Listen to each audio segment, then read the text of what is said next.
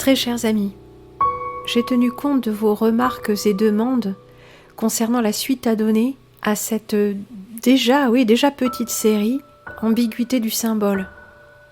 Et sans encore savoir quelle sera la suite des symboles à décoder et quel chemin je vais prendre, j'ai fait ce que je vous avais promis, à savoir un intermède au sujet de ces fameuses représentations trifaces de la Trinité.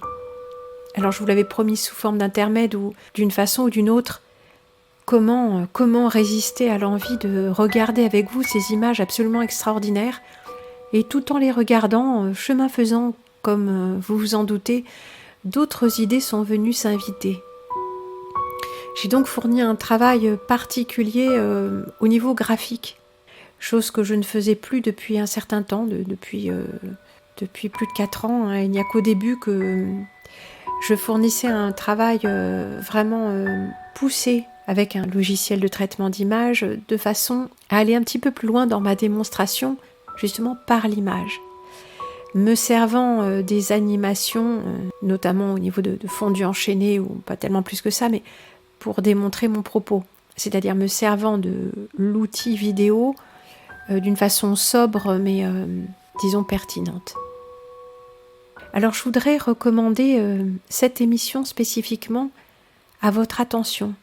J'aimerais avoir toute votre attention parce que j'y ai passé du temps, j'y ai mis un soin tout particulier et je voudrais vraiment que vous fassiez l'expérience de ce que je vous propose, à savoir l'expérience du regard.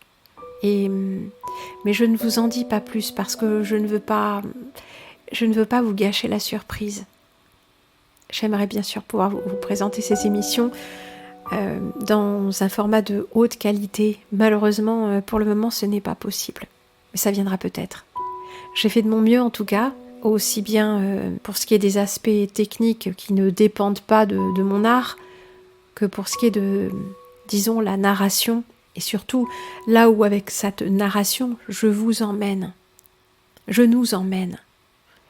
C'est un mélange, comme toujours, vous le savez, de réflexion et de perceptions intuitives qui ne doivent pas noyer le raisonnement, qui ne doivent pas le dénaturer.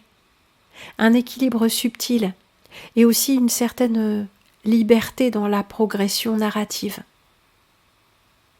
Vous en ferez votre miel à votre manière, comme toujours.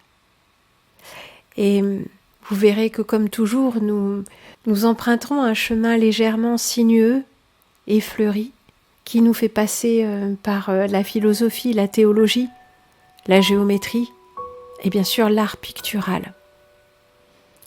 Je suis à l'aise dans ces représentations anciennes, 14e, 15e, 16e siècle, ces techniques de peintures à fresque, cette peinture à l'huile, où tout est estompé. Vous savez, c'est une peinture, c'est une façon de représenter les choses qui ne s'appuie pas sur le trait, mais sur les masses de couleurs, sur les touches et sur les transparences. Comme dans la vie, il n'y a pas de lignes dans la vie, c'est l'œil qui crée les lignes. Mais laissons cela pour plus tard. Je voudrais vraiment vous demander, s'il vous plaît, d'accorder une attention toute particulière, je me répète, je le sais, à cette émission que j'ai conçue pour vous, avec beaucoup de soin et beaucoup de plaisir à savoir que vous allez voyager avec moi, en intelligence, en sensibilité, en intuition, et que ceci va nourrir votre réflexion, et vos pensées à leur tour nourriront la mienne.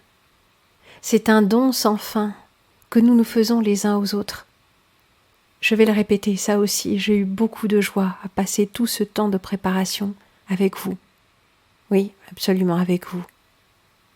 À tout de suite, chers amis. Je vous souhaite un très beau moment.